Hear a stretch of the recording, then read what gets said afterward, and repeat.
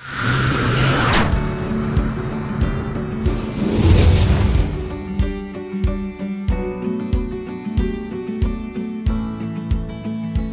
स्वागत है आप सभी दर्शकों का। मैं हूं आपके साथ शिवम यादव और आप इस वक्त देख रहे हैं मुझे हमारे YouTube चैनल पर। आज से हम अपने इस YouTube चैनल पर एक नई श्रृंखला शुरू करने जा रहे हैं, जिसमें हम बात करेंगे रिपोर्टिंग और उससे जुड़े पहलुओं के बारे में। और ये श्रृंखला पत्रकारिता और जनसंचार के विद्यार्थियों के लिए काफ़ी फायदेमंद साबित होने वाली है। रिपोर्टिंग एक बहुत ही बड़ा और महत्वपूर्ण विषय है। इसे समझने के लिए हमें अनुभव की आवश्यकता होती है। तो क्यों ना उनसे बात की जाए जिन्हें पत्रकारिता का एक लंबा अनुभव रहा है। तो चलिए आज से हम बात करेंगे अपनी श्रृंखला में दिनेश पाठक जी से और समझेंगे रिपोर्टिंग और उससे जुड़े पहलुओं को। सर बहुत बहुत स्वागत है आपका। बहुत शुक्रिया सर, हम लगातार हमने जो श्रृंखला शुरू की है उसमें आपके अनुभवों से जो हमारे पत्रकारिता और जनसंचार के जो विद्यार्थी हैं उनके लिए कुछ ऐसा जनरेट करने की कोशिश कर रहे हैं जिससे कि उन्हें लाभ मिले। हम रिपोर्टिंग पर बात कर रहे हैं और आज हमारा जो विषय है वो है कि एक अच्छा रिपोर्टर, जब कोई भी पत्रकारिता और जनसंचार का जो विद्यार्थी है वो जब किसी भी जर्नलिज्म एंड मास कम्युनिकेशन के स्कूल में आता है तो उसके दिमाग में ये रहता है कि मैं एक अच्छा रिपोर्टर बनूंगा या एंकर बनूंगा। ऐसे में जब रिपोर्टर की बात करते हैं तो रिपोर्टिंग में कौन कौन सी वो चीज़ें हैं जो किसी भी विद्यार्थी को सबसे पहले दिमाग में रखनी चाहिए? किसी भी रिपोर्टर के लिए, जब वो चाहे टेलीविज़न में आए, चाहे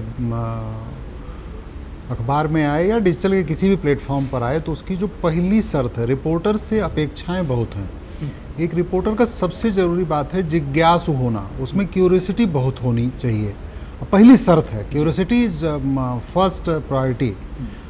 दूसरी शर्त यह है कि उसमें जज की तरह विजिबिलिटी होनी चाहिए, जज की तरह वो वकील की तरह सोच पाए, तर्क कर पाए। क्योंकि रिपोर्टर के सामने जो लोग आते हैं वो अपना पक्ष लेके आते हैं और रिपोर्टर को उसे जनता की तरह कन्वर्ट करना पड़ता है, जनता के लिए कन्वर्ट करना पड़ता है, कॉमन मैन के लिए कन्वर्ट करना पड़ता है। तो अगर रिपोर्टर की विजिबिलिटी उस तरह की नहीं होगी, उसका विजन उस तरह का नहीं होगा, उसमें क्यूरियोसिटी नहीं होगी तो सवाल नहीं पूछ पाएगा। अगर वो जज की तरह नहीं, जजमेंटल नहीं होगा तो वो चीज़ों को इवेल्युएट नहीं कर पाएगा। वकील की तरह तर्क शक्ति नहीं होगी तो जो सूचना देने वाला उससे सूचना निकाल नहीं पाएगा। तो क्योंकि किसी भी आदमी से सूचना निकालना अपने आप में एक कला है और ये कला तब परिपूर्ण होती है, तब पूरी मानी जाएगी जब आप में वो शक्ति हो, वो ताकत हो कि आप जिज्ञासु हो, आप वकील की तरह तर्क कर सकें, आप जज की तरह फैसला नहीं सुनाएं लेकिन जज की तरह तर्कों को सुन के उससे कुछ अर्थ निकाल सकें जिसका सीधा आम आदमी से रिश्ता हो। तो ये 3-4 खूबियाँ अगर किसी रिपोर्टर में हैं तो मेरी नज़र में वो परफेक्ट रिपोर्टर है और वो कामयाब होगा, वो फिर कभी फंसेगा नहीं। ठीक है। आजकल के समय में सर तमाम सारे रिपोर्टर्स हैं जो रिपोर्टिंग कर रहे हैं फील्ड में, पत्रकारिता के विद्यार्थी भी हैं, लेकिन क्या आपको लगता है सर एक रिपोर्टर के लिए कोई ऐसी योग्यता होनी चाहिए या कोई निश्चित होनी चाहिए कोई योग्यता? नहीं, अब सामान्य दशा में 20 साल 22 साल 25 साल पहले तो कुछ भी नहीं था, बट अब चूँकि स्पेशलाइज्ड कोर्स है और प्रोफेशनल कोर्स है तो हमें कोर्स बिल्कुल होना चाहिए। पढ़ा लिखा होगा, उसको कॉन्सेप्ट क्लियर होगा, उस एक्सपर्ट से उसने नॉलेज हासिल करी हुई है, यूनिवर्सिटीज़ के पास कोर्सेज हैं, तो कोर्सेज तो अब होने चाहिए। क्योंकि अब पत्रकारिता में ऐसा नहीं है कि कोई पैशन की वजह से ही खाली आ रहा है, अब ग्लैमर की वजह से लोग आ रहे हैं। अब उन्हें एंकर बनना है, उन्हें पत्रकारों के जो वो ग्लैमर देखते हैं उस कोई प्रभाव में बच्चे आते हैं। तो अगर वो स्किल्ड होंगे तो अच्छा परफॉर्म करेंगे। पहले ट्रेनर्स बहुत अच्छे हुआ करते थे। अब किसी भी मीडिया ऑर्गेनाइजेशन के पास, किसी भी सीनियर के पास, किसी भी जरूर ट्रेनिंग देने का टाइम, इतना समय नहीं है। अब लोग चाहते हैं ट्रेंड स्टाफ आए हमारे पास। ट्रेंड स्टाफ आने की पहली शर्त है कि उसको बेसिक ट्रेनिंग उसको पहले से संस्थान से निकले हुए, जिस भी संस्थान में वो पढ़ाई कर रहा है, वो अगर हम फ्रेश बच्चा लेके आएंगे तो उसे जर्नलिज्म की ABCD नहीं पता होगी, तो फिर परफॉर्म कैसे करेगा? ट्रेनिंग जो होती है वो बहुत ज़रूरी है, निश्चित तौर पर ज़रूरी होती है, इसमें कहीं कोई दो मत नहीं है। बिना ट्रेनिंग के अब अगर कोई बच्चा आता है, कोई भी स्टूडेंट आता है तो उसके सामने मुश्किलात आएंगी, बिकॉज अब उस तरह के ट्रेनर नहीं है। मैं इसमें एक बात जोड़ दूं कि जब हमने करियर शुरू किया 92 में, तो हमारे ट्रेनर्स ऐसे थे कि वो हमें परफेक्शन के लेवल तक हमें खारिज करते थे।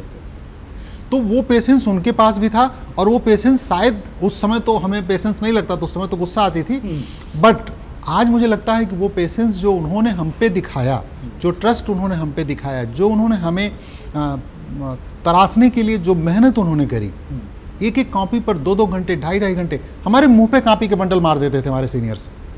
तो वो अब वो चीज़ सब नहीं है, वो चीज़ें आज के दौर में देखने को नहीं, वो नहीं है। तो नहीं है तो फिर उसके लिए यूनिवर्सिटीज़ हैं, कॉलेज हैं, इंस्टीट्यूट्स हैं, प्रोफेशनल्स वहाँ आ रहे हैं, जा रहे हैं। तो इसलिए एक प्रॉपर ट्रेनिंग, और चूँकि पत्रकारिता अब इक्विपमेंट से जुड़ गई है, टेक्नोलॉजी से जुड़ गई है, तो अगर ट्रेनिंग है तो आपकी परफॉर्मेंस इम्प्रूव कर जाएगी।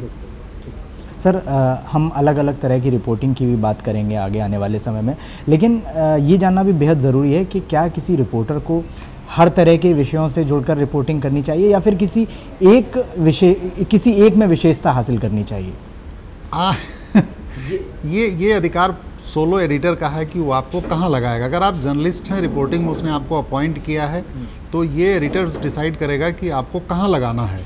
तो एक रिपोर्टर के अंदर इतनी स्किल तो होनी चाहिए कि उसे जहाँ कहीं भी भेज दिया जाए वो इन्फॉर्मेशन लेके आएगा और उसे लिखेगा या दिखाएगा। तो ये तो नहीं है। हाँ, अगर आपका स्पेशलाइजेशन कहीं है तो स्पेशलाइजेशन का लेबल मैं मानता हूँ कि 10 साल के बाद, अप्रॉक्स 10 साल का करियर जब आप स्पेंड कर देते हैं, देन उसके बाद एडिटर आपको कह सकता है कि भाई तुम अब इस पर्टिकुलर फील्ड में, जैसे हम लोग, तो मेरा करियर जब शुरू हुआ तो हम लोगों ने हेल्थ भी किया, एजुकेशन भी किया, पुलिस भी किया। फिर बाद में हमारी स्पेशलाइजेशन जो निकल के आई वो हमारे एडिटर्स ने निकाली कि ये होम के लायक बना। होम डिपार्टमेंट में तो पुलिस डिपार्टमेंट के करीब है, और इसको तो हमने 15 साल होम किया। तो वो बट सीनियरिटी एक चाहिए, उसके लिए एक समझ चाहिए, लेकिन मनसा फिर एडिटर की ही चलेगी। वो चाहेगा तो ही आप करेंगे, अदरवाइज फिर कभी आपको धरना प्रदर्शन करना पड़ेगा, कभी स्पोर्ट्स करना पड़ेगा, कभी एजुकेशन करना पड़ेगा, कभी हेल्थ करना पड़ेगा। ये टोटल फैसला एडिटर का ही होगा। तो आपको नॉलेज सबकी रखनी होगी, और इसके लिए ज़रूरी है कि रिपोर्टर्स को पढ़ना होगा, ठीक से पढ़ना होगा। जब मिले, जब कोई जानकार मिले, कोई स्पेशलिस्ट मिले, किसी भी फील्ड का आदमी मिले, एक्सपर्ट मिले, तो उससे रिपोर्टर को कुछ न कुछ लेते रहना पड़ेगा। मतलब जितनी पढ़ाई उसने पहले की है उससे 2 गुनी पढ़ाई करेगा तो रिपोर्टर अच्छा परफॉर्म करेगा। अगर वो पढ़ाई कमज़ोर करेगा तो फिर वो खुश होकर रिपोर्टर हो सकता है, बट अच्छी परफॉर्मेंस का रिपोर्टर, कामयाब रिपोर्टर होने में कहीं दिक्कत है। ठीक बात है, यानी कि जो सामने आने वाली चुनौतियां हैं, क्योंकि मैं इसे चुनौतियों के रूप में ही लूँगा कि अगर आपके एडिटर किसी भी फील्ड में या कहीं पे भी आपको भेजते हैं तो आपको उसको स्वीकार करना पड़ेगा, आपके पास कोई विकल्प नहीं। ठीक बात। सर आज एक और अहम चीज़ हम आपसे जानना चाहेंगे कि जिस तरह से लोगों का अट्रैक्शन, मैं कहूँगा, रिपोर्टिंग और एंकरिंग की तरफ है, तो क्या रिपोर्टर बनना एक तरह का अधिकार मिल जाना है या फिर आम आदमी से ऊपर उठ जाना है, और कौन कौन सी वो जिम्मेदारियां हैं जिसका निर्वहन एक पत्रकार को, एक रिपोर्टर को करना चाहिए? अगर आप फील्ड में रिपोर्टिंग करने जाते हैं तो सबसे पहली शर्त है, अगर आप अपने को हाइड कर सकते हैं, तो टेलीविज़न की तो मजबूरी है कि माइक हाथ में होता तो आदमी पहचान लेता है। हम लोग प्रिंट की रिपोर्टिंग करते थे तो हमने दंगे कवर किए हैं, और दंगों में हम बिना किसी पहचान के आराम से घुस जाते थे, दंगा कवर करते थे, लौट के रिपोर्ट फाइल करते थे, हमें कोई दिक्कत नहीं होती थी। फील्ड में जितना कम से कम लोग आपको जाने पहचाने उतना आपके लिए फ्रूटफुल है, इन्फॉर्मेशन निकालना आसान हो जाता है। अगर आप फील्ड में बड़ी पहचान के साथ जा रहे हैं, बहुत बड़ी सुरक्षा का घेरा लेके जा रहे हैं, बहुत सारी भीड़ लेके जा रहे हैं, अपने को प्रिविलेज्ड फील करते हुए आप फील्ड में जा रहे हैं, तो आपको और कुछ नहीं होगा, इन्फॉर्मेशन आपके पास सतही होगी। ज़मीनी सूचना लेने में आपको मुश्किलात का सामना होगा, यस, मुश्किल आएगी। सर पत्रकारों पर आज मैं थोड़ा सा इससे विषय से थोड़ा सा विषयांतर होता हूँ। पत्रकारों पर आजकल सरकार की तरफ से तमाम मुकदमे भी लगाए जा रहे हैं, इसकी सबसे बड़ी वजह क्या मानते हैं? पत्रकारिता में थोड़ी कमी तो आई है। सरकार की तरफ से मुकदमों को मैं वाजिब तो नहीं कहूँगा, वो तो सरकार का अपना अधिकार है कि वो किसके खिलाफ मुकदमा लिखवा दे। सरकारी कागज़ उसका, सरकारी कलम उसकी है, जिसके खिलाफ चाहे वो मुकदमा लिख सकते हैं। इसको समझने के लिए आप समझिए, मैं आपको एक छोटा सा दृष्टांत बता रहा हूँ कि सरकारी कागज़ और कलम का कैसे यूज या मिसयूज हो सकता है। पुलिस में एक सब इंस्पेक्टर है, उसने तय किया कि शिवम यादव को फंसाना है। दूसरा उसने तय किया कि इनको जाली नोटों में फंसाना है। शिवम यादव के पास एक 500 रुपये की जाली नोट मिलती है। अब उसे फंसाना है तो क्या करेगा, और उसे आपको बचाना है तो क्या करेगा? फंसाना है तो कहेगा कि शिवम यादव एक प्रतिष्ठित अखबार के सम्मानित संवाददाता हैं, इसके पीछे, अपने प्रोफेशन के पीछे ये जाली नोटों का सौदा करते हैं, जाली नोटों के तगड़े वाले सौदागर हैं। ये संयोग है, महज संयोग है कि इनके पास से सिर्फ एक नोट बरामद हुआ है और आपको वो चार्जशीट करके भेज देगा जेल। अब उसे बचाना है तो कहेगा कि शिवम यादव एक सम्मानित समाचार पत्र के, एक सम्मानित टेलीविजन के बहुत ही सम्मानित संवाददाता हैं। ये नोट गलती से सब्जी की दुकान से इनके पास गलती से आ गया और इनका ध्यान नहीं गया था। इनकी आम शोहरत इतनी बढ़िया है कि ये जाली नोटों का सौदागर हो ही नहीं सकते और वो आपको फ्री कर देगा। अब जब सरकार के पास इतने राइट्स हैं तो फिर मुकदमों का समर्थन मैं नहीं करता। हमें जो कमजोरियां हैं हमें दूर करनी है। सरकार को मुकदमा लिखने से बचना होगा, बचना चाहिए। लेकिन वो चूंकि सरकार कोई संस्था है, सरकार एक संस्था और वहाँ संस्थाओं के अंदर व्यक्ति बैठे हैं, तो व्यक्ति जैसा सोचता है उस हिसाब से हम पे मुकदमे इम्पोज कर देता है। और पत्रकार के लिए मुकदमे आना कोई ख़ास बात नहीं है। मुकदमे अगर आ रहे हैं तो उनका स्वागत किया जाना चाहिए और उसको आप आसानी से उन मुकदमों को, जितने भी फर्जी मुकदमे लिखे जा रहे हैं उनसे आसानी से लड़ा जा सकता है और आसानी से जीता जा सकता है। ठीक है सर, 30 साल का एक लंबा सफ़र आपने पत्रकारिता को दिया, एक लंबा सफ़र तय किया है पत्रकारिता में। इन 30 सालों में आपने वो दौर भी देखा जब इतनी ज़्यादा टेक्नोलॉजी नहीं थी, और आज जब टेक्नोलॉजी इतनी आगे बढ़ चुकी है, तब की रिपोर्टिंग में और आज की रिपोर्टिंग में कितना फ़र्क महसूस करते हैं? तब की रिपोर्टिंग ज़्यादा फ्रूटफुल थी, आज की रिपोर्टिंग व्हाट्सएप की रिपोर्टिंग है। तब व्हाट्सएप नहीं था, तब टेलीफोन नहीं था। आज आपको अपना टेलीफोन नंबर अगर रिपीट करना होगा तो मुश्किल आएगी। उस ज़माने में हम लोगों को अपने नंबर, जो कंसर्न नंबर होते थे, हमारे जुबान पे 100-100, 150-100, 200 टेलीफोन नंबर लैंडलाइन के याद होते। हमें खाली ये याद करना होता था कि हमको शिवम को फ़ोन मिलाना है, तो शिवम का नंबर याद आ जाता है। हमें डीएम के बंगले का फ़ोन मिलाना है तो हमें याद, ऑफिस मिलाना है याद आ जाता था। आज तो आप अपनी बीवी का नंबर, अपने भाई का नंबर नहीं याद करते, आपको देखना पड़ता है। तो उस समय टेक्नोलॉजी का ये नुकसान हुआ कि आपकी मेमोरी बहुत पुअर हो गई है। आप व्हाट्सएप के सहारे, टेलीफोन के सहारे रिपोर्टिंग कर रहे हैं। हमारे ज़माने में हमने जब रिपोर्टिंग शुरू की तो अधिकारी घबरा जाता था। मैं फिर एक दृष्टांत बता रहा हूँ कि एक बार मैं 5 मर्डर हुए और वहाँ मैं मौके पर पहले पहुँच गया। पुलिस से पहले मौके पर मैं था।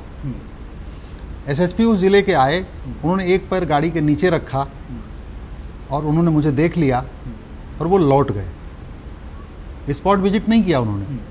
फिर उन्होंने मुझे शाम को जब मिले तो उनके, तुम्हारा कौन सा नेटवर्क है कि पुलिस हमारी फेल हो जाती है, तुम पहुंच जाते हो।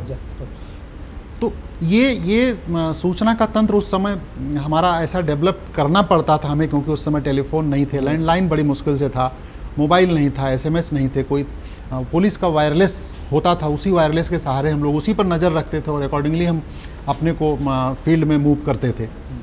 तो अब वो चीज़ें देखने में सरल लग रही हैं, लेकिन रिपोर्टिंग सतही हो गई है। उस तरह की रिपोर्टिंग अब इसलिए नहीं हो पा रही है क्योंकि अब फील्ड में जाने की परंपरा धीरे धीरे कम होती जा रही है। हम या तो व्हाट्सएप से मिली सूचना को क्रॉस चेक कर ले रहे हैं टेलीफोन पर, जो प्रायः ठीक नहीं कहा जाता है रिपोर्टिंग के लिहाज से। सर, प्रायः ये देखा जाता है कि जो नए नवेले पत्रकार हैं, जो पत्रकारिता करना चाहते हैं, वो कहीं ना कहीं क्राइम या पॉलिटिक्स की तरफ ही ज़्यादा उनका रुझान रहता है। क्या दूसरी जो रिपोर्टिंग है उनको क्यों कमतर आंका जा रहा है? ऐसा क्यों है?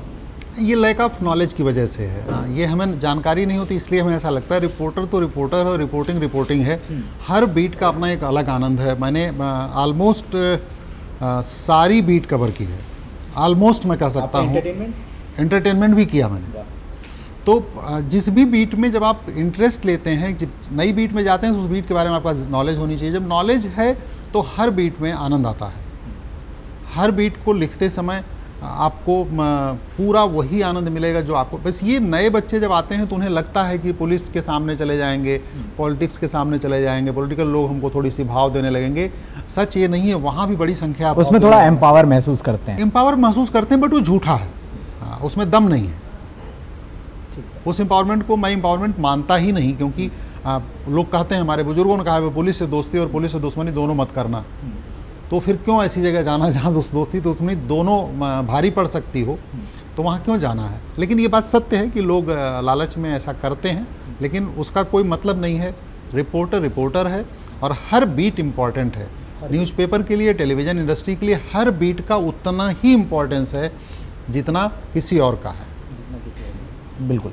एक आखिरी सवाल सर, अब मैं आपसे जानना चाहता हूँ, एक रिपोर्टर के लिए जो डेस्क का काम जो है वो समझना कितना ज़रूरी होता है? क्या आपको लगता है कि एक रिपोर्टर को डेस्क का काम भी आना चाहिए? फिर मैं लौट के अपने पर आ जाऊंगा कि मैं रिपोर्टर भर्ती हुआ अखबार में, और जब मुझे काम करते हुए 3-4 महीने 5 महीने हुए थे, बॉस ने हमारे एडिटर ने कहा कि कल से आप डेस्क पर काम करेंगे। तो मुझे ऐसा लगा कि मेरी 7 पुश्तें इस दुनिया से चली गईं, क्योंकि मैं भी अधकचरा था, मुझे भी नॉलेज नहीं थी। लेकिन मरता क्या न करता, आदेश था एडिटर का, तो मैं डेस्क पर चला गया और मुझे बिल्कुल समझ नहीं थी। डेस्क पर मुझे हफ्ते से 10 दिन लगा अपने को एडजस्ट करने में, और जब हमने एडजस्ट कर लिया तो फिर मुझे जब रिपोर्टिंग में 6 महीने बाद वापस आने का मौका मिला तो मेरा मन नहीं कर रहा था वापस आने का, क्योंकि तब मैं डेस्क का मर्म समझ चुका था। अगर आप डेस्क का काम जानते हैं, अगर टेलीविज़न में आप एज प्रोड्यूसर आपने काम किया है, assistant producer, associate producer, producer, senior producer अगर आपने काम किया है, तो आप एंकरिंग भूल जाएंगे, क्योंकि आपको असली बात तो डेस्क से पता चलती है। असली बात तो प्रोड्यूस करते हैं प्रोग्राम तब पता चलती है कि ये जितने लोग सामने दिख रहे हैं सब कठपुतली हैं हमारे इशारे पर ये करते हैं। कितने लोगों को पता है कि जब प्रोड्यूसर पीछे से होंकता है तो मुस्कुराते हुए टेलीविज़न के स्क्रीन पर जो एंकर्स दिखते हैं ये गाली भी खाते रहते हैं और मुस्कुराते भी रहते हैं। लोगों को पता नहीं है, इसलिए वो आकर्षण बना हुआ है। रिपोर्टर, जब डेस्क का आदमी रिपोर्टर को गर्म करता है, खड़ा करके कुर्सी पे नहीं देता है, तो उसकी ताकत का अंदाज़ा फिर रिपोर्टर वहाँ भले वो वहाँ सुनता है और फिर मुस्कुराते हुए बाहर निकलता, फिर वो बादशाह हो जाता है। हमें जब किसी भी प्रोफेशन में कंप्लीट अगर होना है तो हमें जर्नलिज्म में डेस्क की नॉलेज भी होनी चाहिए, रिपोर्टिंग की भी नॉलेज होनी चाहिए। हमारे पास एक एज प्रोड्यूसर भी हमें काम करना आना चाहिए, एज एंकर भी हमें काम करना आना चाहिए। ये सारी चीज़ें आपस में गुंथी हुई हैं। अगर हम इसे कंप्लीट जर्नलिस्ट बनना चाहते हैं तो मैं अगर डेस्क पर नहीं होता तो मैं एडिटर कभी नहीं बनता, फिर मैं रिपोर्टर होके ही रिटायर हो जाता। जो कि डेस्क पर गया, सारे काम पता चले, तो पता चल गया कि नहीं भाई, तो कंप्लीटनेस यहीं से होती है कि जब आपको पूरी साइकिल आनी चाहिए, जितनी साइकिल है न्यूज़ इंडस्ट्री की, उस पूरी साइकिल को अगर आप इंजॉय करते हैं तो आप कंप्लीट हो जाते हैं और फिर आपकी तरक्की की संभावनाएं जल्दी आ जाती हैं। यानी न्यूज़ ऑर्गेनाइजेशन के हर एक पहलू को आपको बहुत करीब से जानना होता है, और जानना होगा, सीखना होगा, करना होगा, तो फिर आपकी तरक्की की संभावनाएं भी उतनी ही तेज होती हैं। कम से कम मेरे करियर में तो यही हुआ। अगर मैं डेस्क पर नहीं जाता तो मैं पक्के बता रहा हूं कि मैं एडिटर नहीं होता, पक्का बता रहा हूं। बहुत बहुत शुक्रिया सर, आपने इतना कीमती वक्त दिया, और मुझे उम्मीद है कि हमारे जो आने वाली जो पत्रकारिता के जो छात्र हैं उनके लिए काफ़ी अहम होगा और काफ़ी कुछ सीखने को मिला होगा।